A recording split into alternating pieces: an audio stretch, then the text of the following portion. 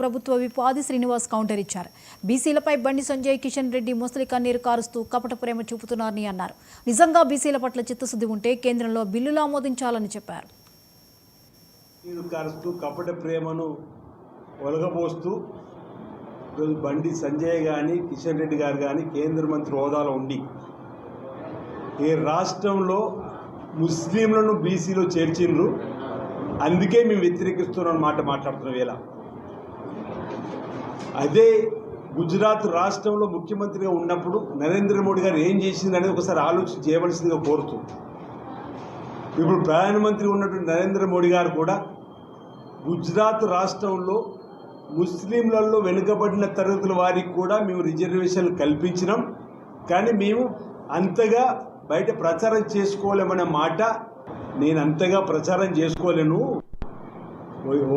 ఏదైతే ముస్లింలలో ఉన్నటువంటి వెనుకబడిన సుమారు 70 జాతులకు సంబంధించిన వారిని నేను ఓబీసీ దానిలో చేర్చినా, వాళ్ళకి రిజర్వేషన్ కల్పించినా, కానీ నేను ఎక్కడ ఎక్కువగా ప్రచారం చేసుకోలేని చెప్పండి నరేంద్ర మోడీ గారి మాట. దీనికే సమాధానం చెప్తారు అంటుంది.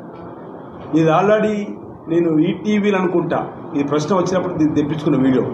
ఇప్పుడు మీకు వీడియో పంపిస్తాను, మీకు షేర్ చేస్తే వీడియో. దీనికి సమాధానం చెప్పండి బండి సంజయ్ గారు.